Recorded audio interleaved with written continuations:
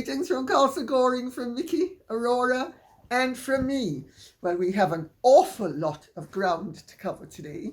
So without further ado, I am going to plunge right in with Nisosha Habibzadeh, who says, I can't wait for your take on the latest news about Harold's African charity, Lady C. And Straighten Your Tiara says, and I'm going to read these two, then I'm going to deal with this question. Dear Lady C, here these two fools are, traipsing from concert to concert. They practically will go to the opening of an envelope. My dear, I am reliably informed they go to the opening of a lavatory bowl. But have you seen the reports about Harry's African charity and the Rangers attacking the tribespeople and doing horrible things to them? And Scuttlebutt says Harry has allegedly known about it since last May, and neither of them has uttered one syllable about it. If this is true, they are far worse than we could have imagined. What have you heard on this subject? It's deeply, deeply, deeply troubling. It's deeply ugly. The situation is very reminiscent of what happened at the end of the 19th century in pretty much the same territory. In the days when King Leopold II of the Belgians had the Belgian Congo as his own private estate. It wasn't a colony of Belgium. It was his own private estate.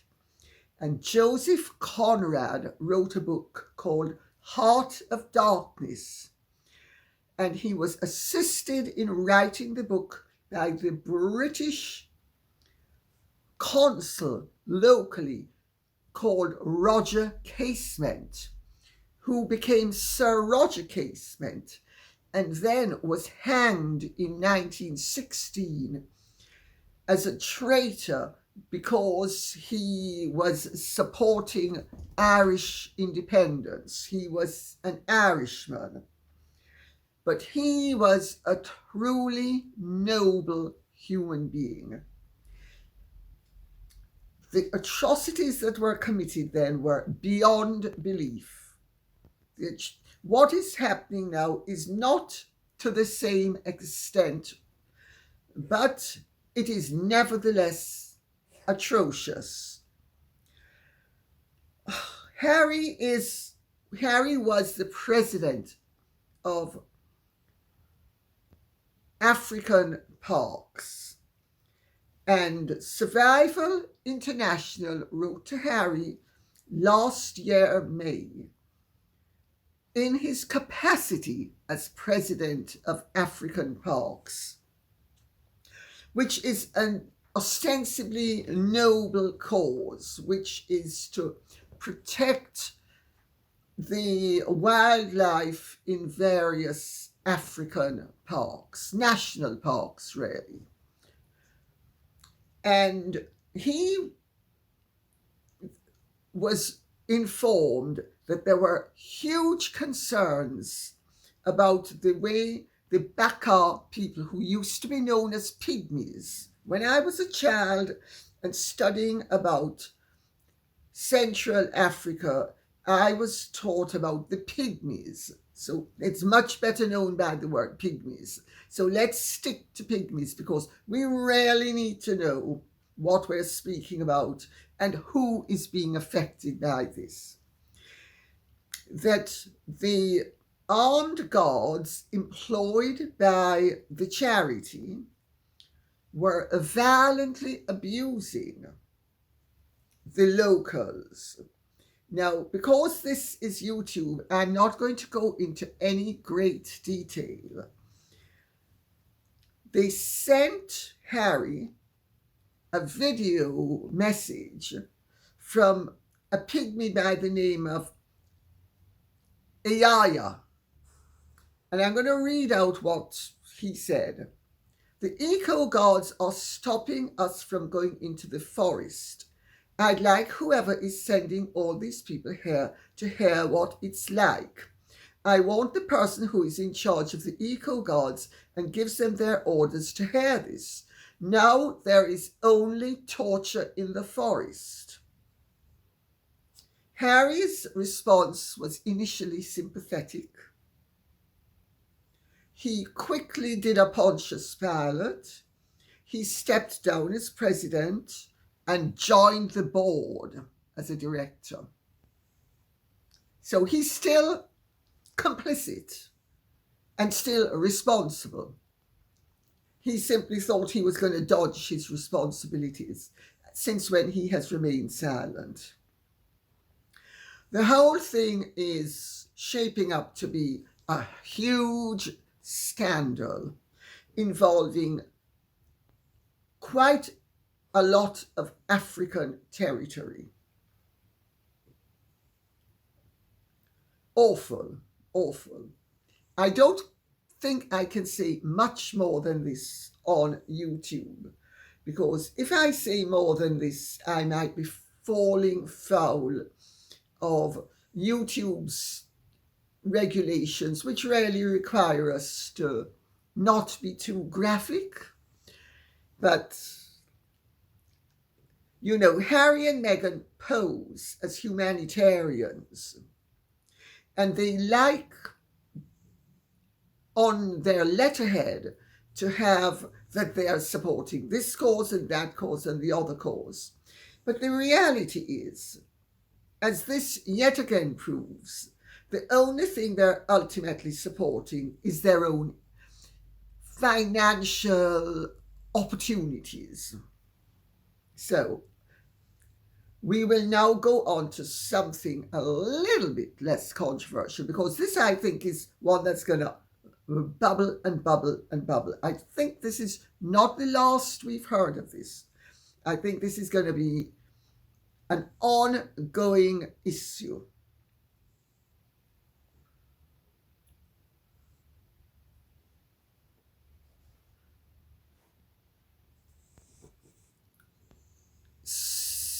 LC Prof says, Lady C, apparently Bob Marley's widow Rita expressly told staff to seat the Sharkles in the stranger section at the movie premiere. I love the footage of them being seated. Harry pulls up abruptly and starts rubbing his beard. Apparently, one way of looking at it is that it is as a symbolic gesture, aligning with Bob Marley's philosophy of inclusivity and social justice. I suspect, though, that it was meant to put the circles in their place. If you get my meaning, what do your bongo drums have to say about this? I love watching Megzy stroke her butt towards as she worries about trying to stuff her oversized ball gown style skirt into the tiny cinema seat. Now that's a clue that she was overdressed if ever there was one. Wishing you and your sweet pups a wonderful day. Well, may I say, you do not wear large skirts ever to the theatre. Ever, ever. Nor do you wear hats. Nor do you wear high hairdos. You don't backcomb your hair. You make absolutely sure that nothing is on top of your head that would impede the view of the person behind. And you certainly don't wear a dress that is going to spill over into other people's seats. It's very poor form. But then again, Meghan suffers from, well, we suffer from Meghan's poor form. Let's put it that way. Meghan doesn't suffer. Everybody else suffers. No, it was not the policy of inclusivity with Bob Marley. Bob Marley was not disrespectful, and Bob Marley didn't have bad manners, to the best of my knowledge. I only met him once, as I've said before, but I know lots of people who knew him really well. In fact, two of his queens are childhood friends of mine. So, no, no, no, no. However, Rita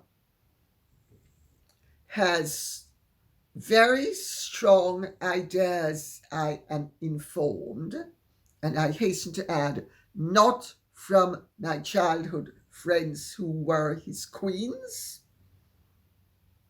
but I am reliably informed that Rita does not approve of people who deny their colour, and that she has a personal thing against nearly white women who use the Harry Belafonte said it very well in Brown Skin Gals Stay Home and Mind Baby. In other words, who use their allure and the fantasies attached to the fact that they are infinitely hotter than their white or black sisters. If you get my drift. And of course, Bob Marley had white and nearly white queens. Once he was a star, and I gather it would have been particularly humiliating to his wife to have him parading all over the world these symbols, not only status symbols, and symbols of prosperity, but also symbols of fieriness and allure. And I have to be careful how I put this because this is YouTube. I can't be as punchy as I would like to be. So, I think Meghan strikes out on two levels with Rita. Let's put it that way. But I gather Rita likes Harry. Nobody said that Rita likes Meghan. In fact, I understand the Marleys don't approve of Meghan because Meghan's modus operandi is anathema to anybody who is a Rasta who believes in peace and love. You know, the Jamaicans say, peace and love, brother man.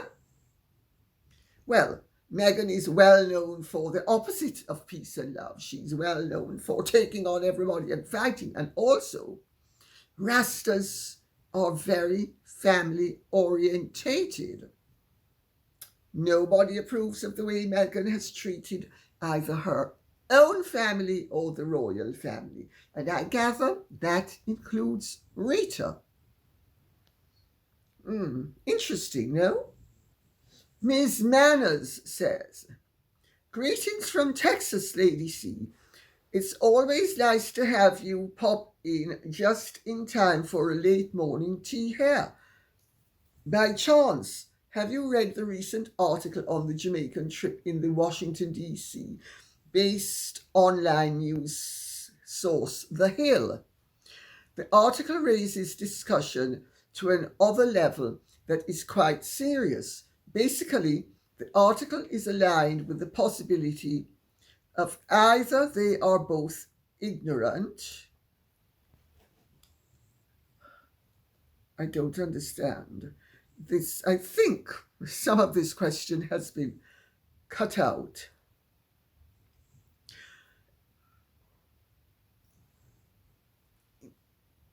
But I know what the question is it wants to address, and I think it's important enough for me to address it.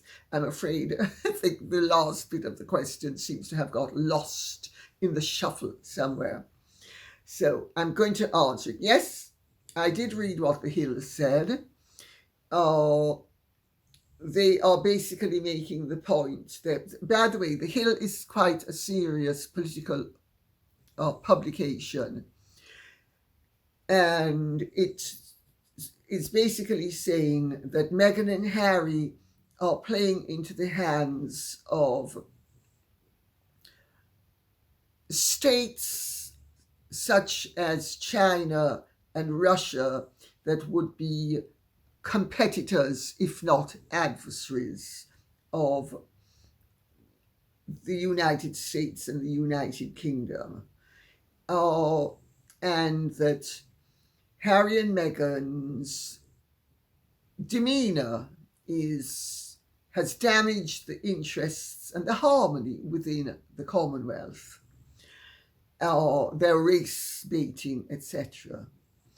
And that this is playing right in the hands of China and Russia. Well, Russia has very little to do with the West Indies, except for Cuba anymore. China is everywhere, including in Jamaica. And there is little doubt that China peaceably takes advantage of the errors that the West makes. So yes, Meghan and Harry are now perceived as a danger to the political interests of the United States and the United Kingdom and the Western Alliance. I personally think that the damage they did was greater 2 years ago than it is now, because their conduct has been so bizarre and so ghastly that they have lost a lot of supporters. And people who initially would have thought, oh, they have a point, now realize they're pointless. They don't have a point. Well, not a just point and not a valid point. So I think that the royal family is actually doing the right thing in allowing them to hang themselves with their own rope. That every time they do something stupid, they are destroying their credibility. And they seem to have a knack for destroying their credibility, which is good. But yes, I did read the article and I can understand the concerns of the Hill. I think Harry and Meghan are going to turn out to be busted flushes. I think they would have liked to have been more important than they are going to prove to be. Sorry. I think they are emerging as joke figures, ridiculous people who have no gravitas or merit. 2 years ago, they had the benefit of the doubt. Now they don't really. So it's only the marginalized, ignorant, and the supremely prejudiced who would buy their lies, whatever the lies are, and their mischief making. Having said that, that's still a discomforting percentage of the population in various countries in the world. So yes, Harry and Meghan are politically dangerous in my view. Just less dangerous with the passage of time, because they are emerging as being less believable than they were 2 years ago. Emily Wilgosh says, Lady C, I am so very frustrated with people's understandings of a country's status in relation to their membership in the Commonwealth. Jamaica wants to become a republic and move away from being a constitutional monarchy. That is different from their membership in the Commonwealth. Could you clarify this for your listeners? Thanks. Emily Wilgosh, you make a very good point. And I find it frustrating that so many pundits, political pundits, I mean, you turn on the news and in this country you hear supposedly educated pundits, political pundits, saying that Jamaica wants to leave the Commonwealth. They don't want to leave the Commonwealth. Now, I can understand why the average person would not understand the distinction, but I certainly have no excuse for political pundits not understanding the distinction. The fact of the matter is, it's not that Jamaica wants to become a republic, as you say, and move away from being a constitutional monarchy. It's that the politicians want Jamaica to become a republic and move away from being a constitutional monarchy. The average Jamaican is fond of the royal family. They've always been and they still are. But let's give the politicians enough of a chance and let's see them ruin it for everyone, except themselves. Because there is little doubt in my mind that the Jamaican people's best interests legally would be served by remaining a monarchy. Having said that, it's 6 of one, half a dozen of the other to me personally. And indeed to everybody I know, it's not going to make that much of a difference to Jamaicans' existence. You know, people don't realize it. Most of the countries within the Commonwealth are republics. They're not monarchies. Most of the 56 countries are republics. That's a fact. So 1 or 2 more, it's not going to make any difference, except to the citizens of that country. It's certainly not going to make a difference to Britain. Not a difference at all. So, Susan Searle says, what about the rumours that are being vocalised on social media that the Jamaican trip was organised by Lauren Sanchez to keep Rachel Ragland away from Jeff? Good on her if she did, I say. Susan Searle, I didn't realise that the rumour was on social media, but I can tell you the rumour has definitely been circulating in California. Of course, Lauren and Jeff Bezos are friendly with the various people at Paramount, etc., etc. And I seem to recall that the CEO of Paramount bought his house from Ellen DeGeneres, something like that. But Jeff Bezos and Lauren Sanchez are serious, big-hitting players.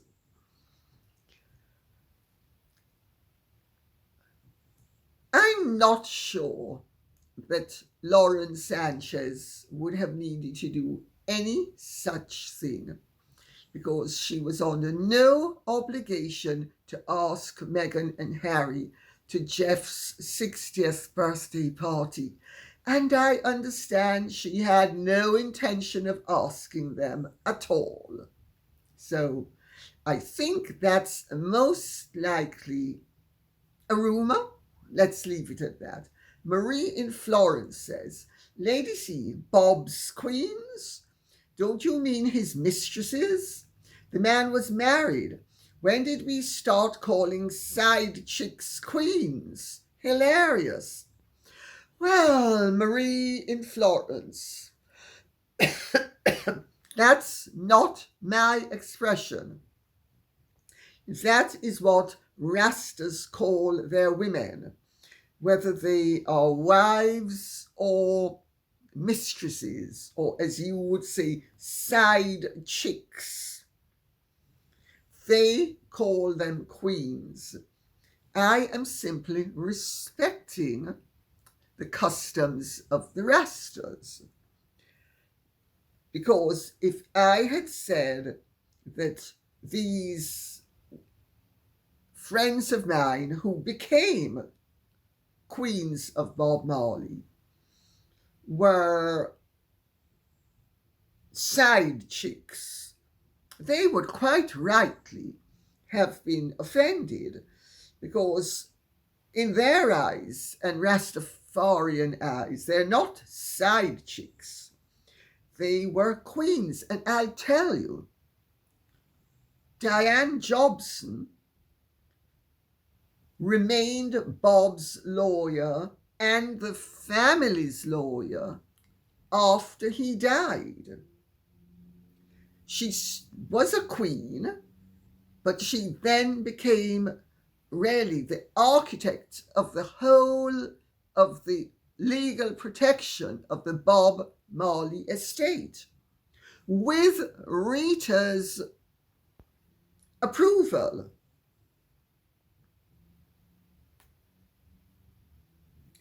Sometimes things are a little bit more complicated than you or I might initially think they would be. Let's put it that way. Moon Beep says, I've just watched an interview on Jamaican TV with the voice and dialect coach for the One Love movie, and she tells quite a story, having actually been on set with the Marley family and all the producers, who in fact include 3 of the Marley family. This can be taken as absolute fact. She said nobody knew the Harkles were coming, and it was a big surprise. On a personal level, she said Meghan came up to her and kissed her, which surprised me, quote unquote. She had never met the Harkles before and didn't know about them. I think she means about them coming. Well, yes, I haven't seen that interview, but it certainly accords with the information I have been given, that this was a drumming up exercise for people to become aware of the existence of the movie. The movie was not getting sufficient publicity for people to be aware of it. Gratis Harry and Meghan's presence in Jamaica, odious though it may be to many people, the desired effect has been achieved, namely that everybody now knows about the movie Bob Marley, One Love. It has been tremendous free advertising for the movie. And I think good on them for having figured that this was a way of putting it on the map. And to get Harry and Meghan to go to Jamaica, not to have the California launch, but the Jamaican launch, was, I think, genius on behalf of Paramount. Sorry. And you know, Harry and Meghan are available, as we saw, and they're cheap at the price. And they're not going to be able to charge what they would like to charge for the free publicity that they have given the Bob Marley film and Paramount, and that they will give anybody else. They have a choice because they are now damaged goods. They have a choice. Either take reduced fees or get no fees. Nobody's paying them big bucks anymore. Louise Titterton says, oh, may I say first, before I go on to that? Sorry. Jamaicans, by and large, are very dignified. All Jamaicans, by and large, are dignified. If you see the humblest market woman in Coronation Market in Kingston, she has an innate dignity that comes with respect for not only herself, but others, and the space she occupies upon this earth. Meghan is a space invader. This constant going around hugging people is crass and awfully parvenu and egotistical. Why does Meghan think that people regard her as so desirable that they want a hug from her, a stranger to them? Who does she think she is? I mean, it's delusional. It is crass and, as Nikki Haslam would say, common. And I understand that she was not exactly embraced by pretty much most of the Jamaicans. Oh, they were polite.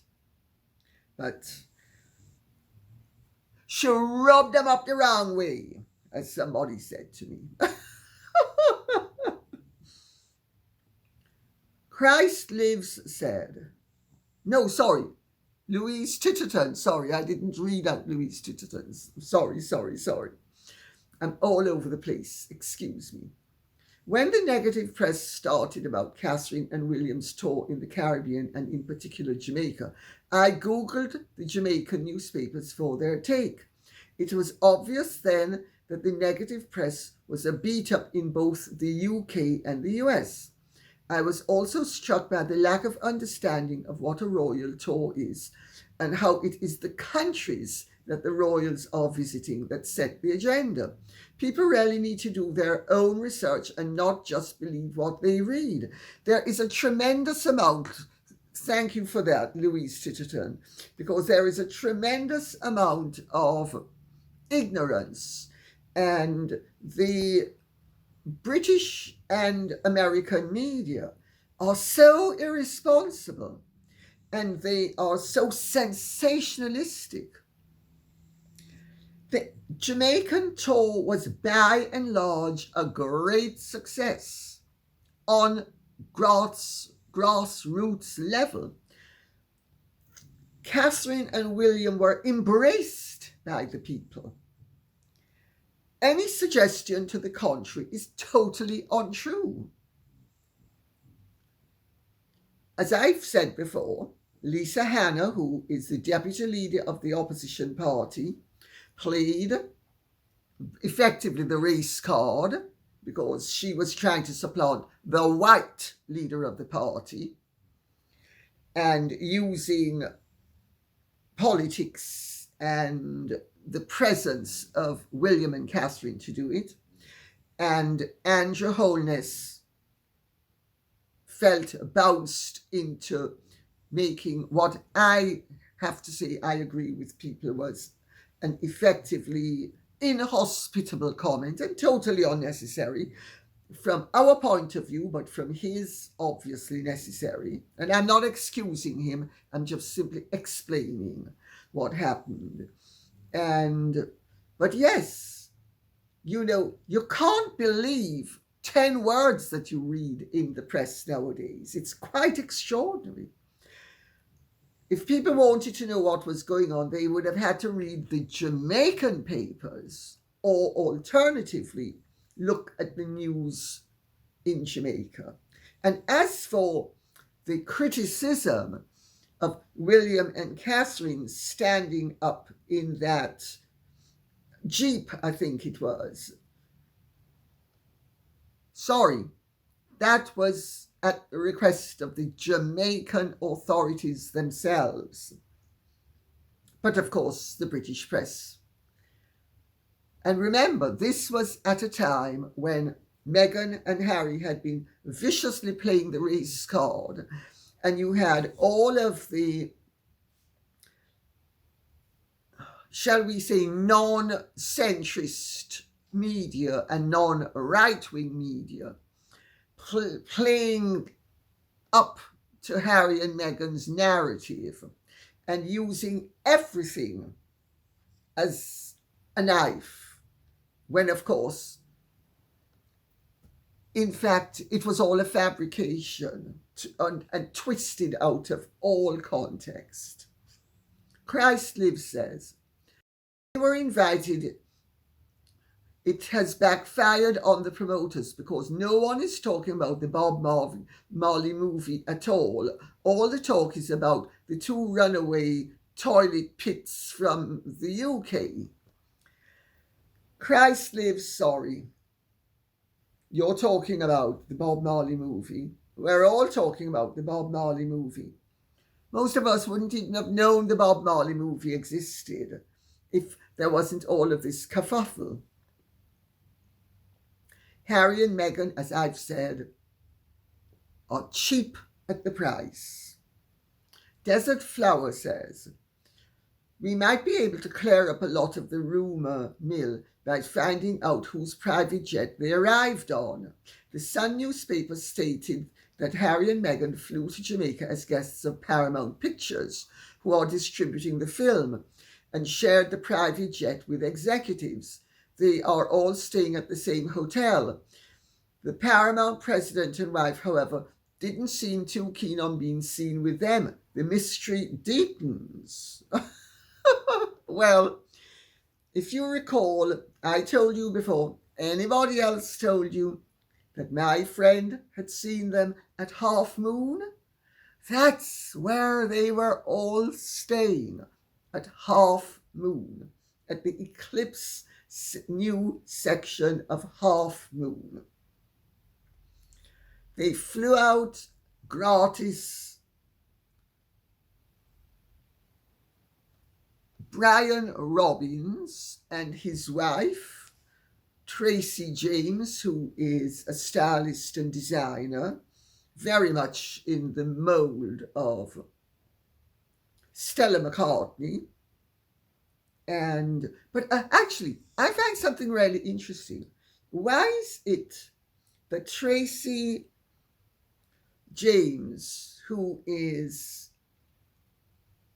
a little bit darker than Meghan, has a scalp that matches the colour of her face, while Meghan's scalp is 10 shades whiter than her face? That's a mystery that I think somebody needs to get to the bottom of.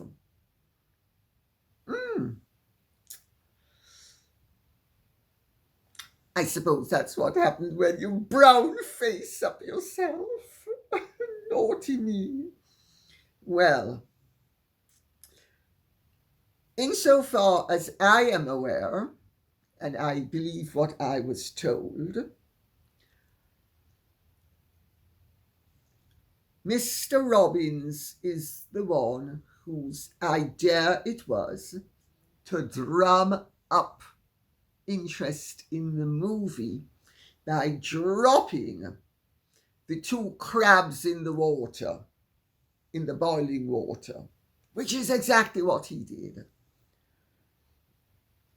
Harry and Meghan are happy to sell themselves, seems to me, down the river, but that's neither here nor there. They are busy selling themselves. And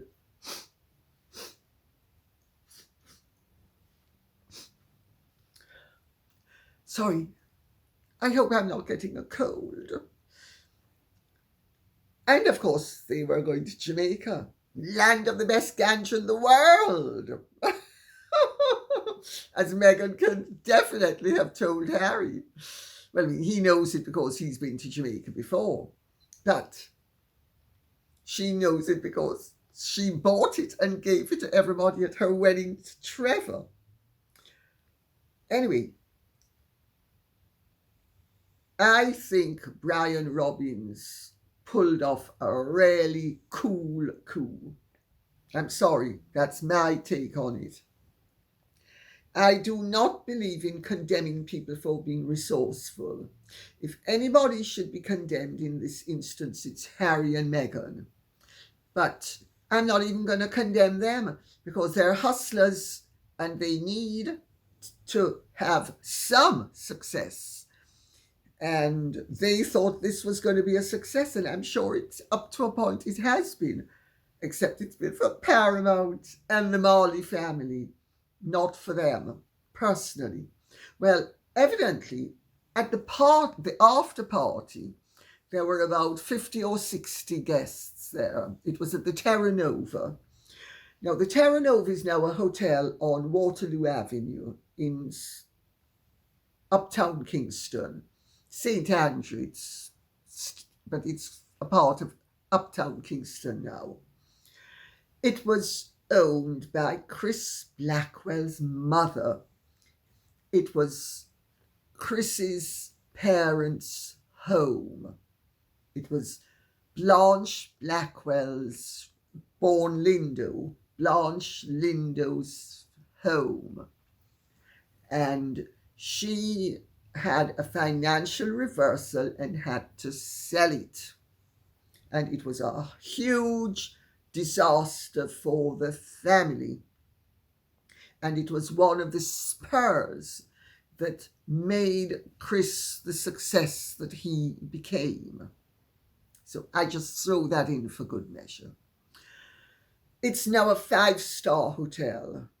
And they took over the venue for the evening, and I gather that it was a good party and that Meghan and Harry were mixing with people, and that people actually warmed to Harry more than they did to Meghan.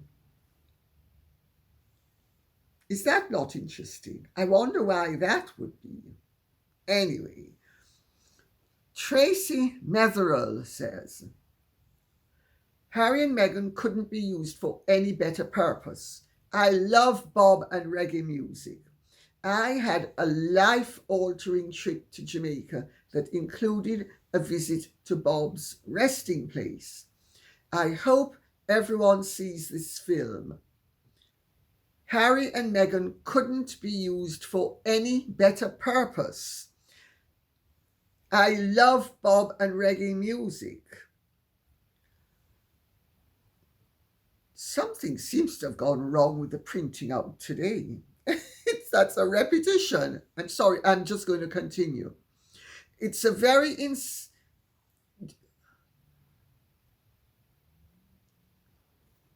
well, yes, I agree with you. I thought it was a masterstroke. I'm sorry, I thought Mr. Robbins pulled off a real winner. Julia Getman says, Daily DC, let's save the date, February the 23rd, 2024. The Royal Grift has been following the case closely and just reported that the Heritage Foundation has won their petition to proceed to oral arguments in court against the Department of Homeland Security for them to provide the records regarding Harry's visa. DHS at first stonewalled the Freedom of Information request, which prompted the Heritage Foundation to sue for the information. Then DHS tried to get the case dismissed outright. But a judge has denied that, and now they will proceed with oral arguments. Lady C, kindly dish your thoughts on this. I look forward to it with enormous interest, and I hope you will as well. Let's see what happens. Let's see if in his visa application, Harry pursued Meghan ways of behaviour and omitted to remember certain pertinent facts. Let's see. I mean, the problem with, as the Jamaicans would say, when you spit in the sky, it falls in your eye.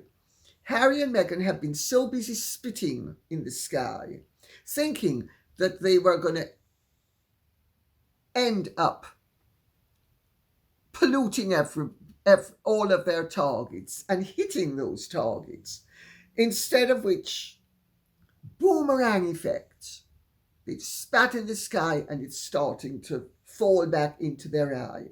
I think goody gumdrops. Miss Susan says, "Dear Lady C, you're the best," as we would say in our understated Californian vernacular. Thank you. I don't think anybody is giving William Morris Endeavour enough credit for taking on Meghan Markle as a client. They knew she was a disaster. A renowned firm such as they would have to be geniuses at sizing up potential clients. So they have stealthily pulled off the greatest marketing coup ever. They knew full well that Meghan Markle would destroy herself, but no one would ever blame them because practically everyone knows what a nightmare beyond belief she was and is and will continue to be. In the meantime, William Morris Endeavour has been mentioned across the globe time and time again to the millionth degree. Believe you me, they are no dummies and have played their cards perfectly. What is your take on this? Thank you for always being there for us. You are a bright spot in our lives. Well, I'm delighted to hear that. If I am, I'm doing something right, and that means a lot to me. Thank you. Well, I take a rather more cynical view of, well, maybe I take a less cynical view than yours, actually. If I stop to think about it, I better rephrase that.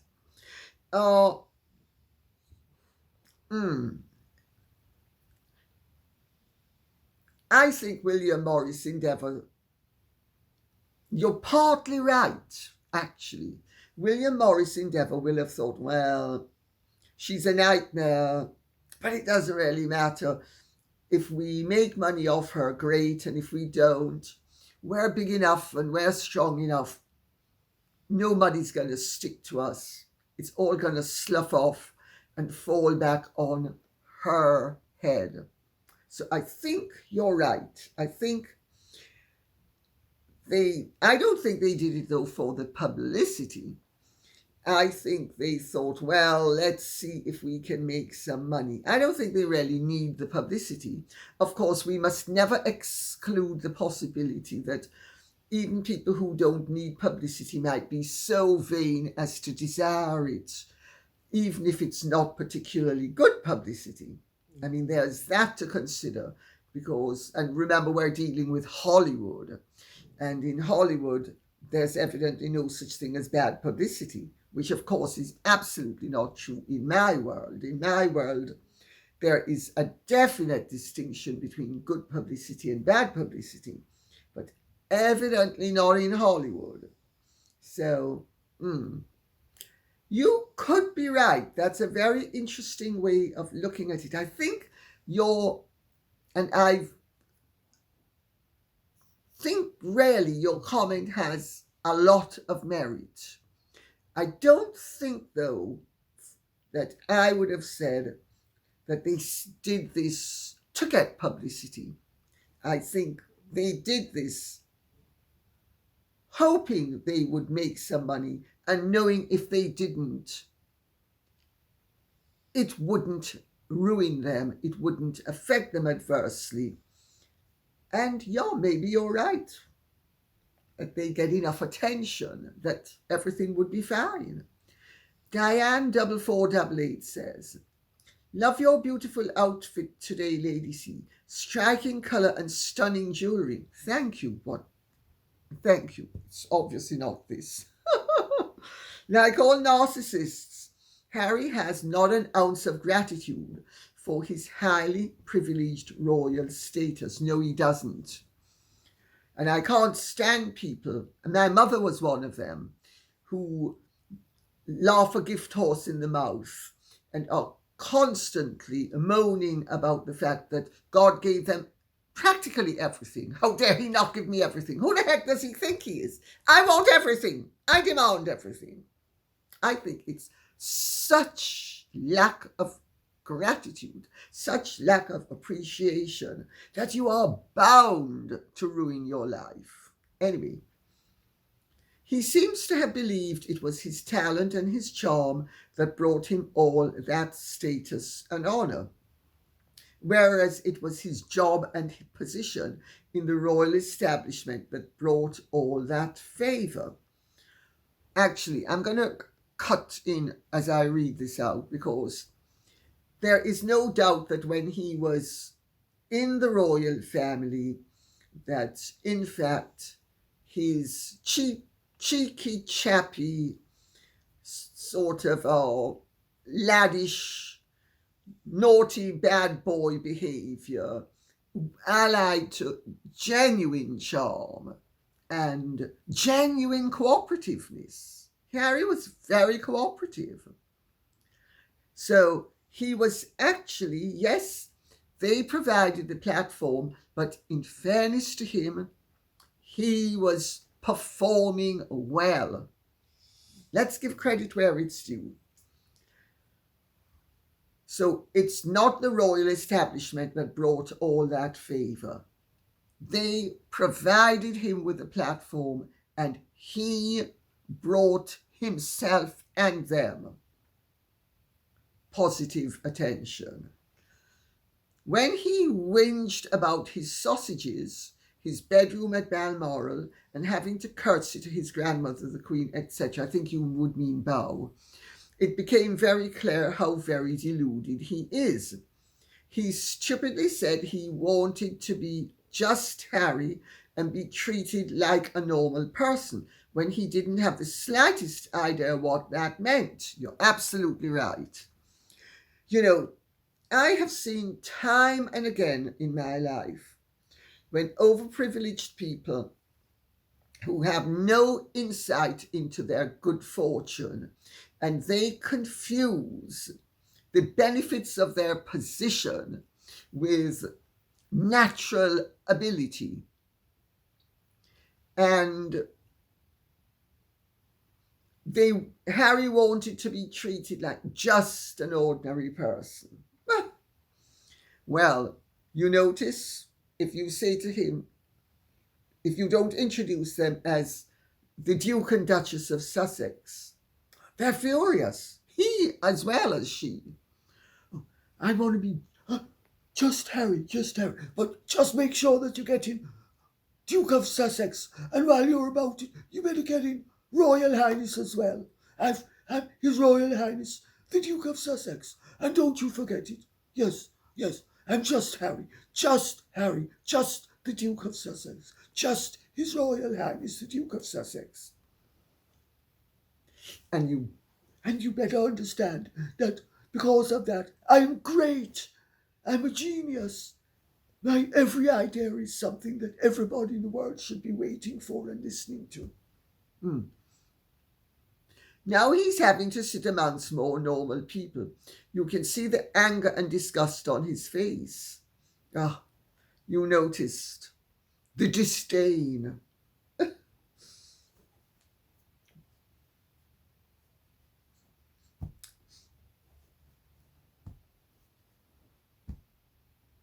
Figuratively speaking, rather than admit that his family was right and Meghan could lead him down a bad path, he seems to choose to believe it's a vendetta by the royal family, even though they've done incredibly well at not responding to all the insults and taunts thrown at them from Harry and Meghan. He's turfed out and dumped on all those who truly loved him and protected him. Do you think he has any awareness at all that he's behaved despicably and the scale of all that he's lost? No. My understanding is that he misses a lot of what he had, and he wants to re-establish contact with people and pick up back aspects of his old life, which he's having difficulty doing. That doesn't mean that he has yet reached the level of awareness where he'll say,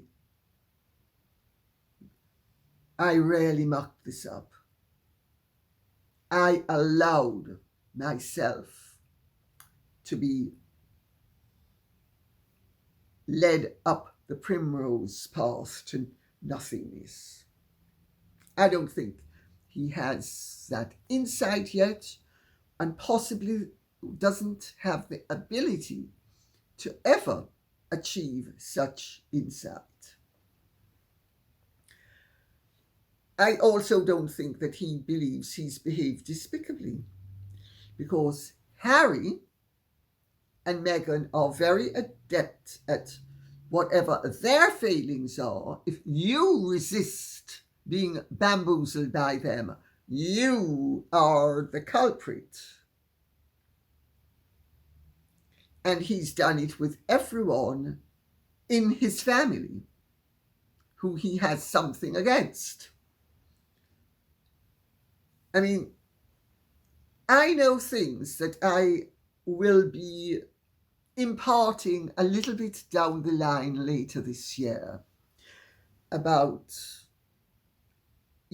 for instance, do you remember when Harry said the royal family they know what they've done, but I know what he thinks they've done.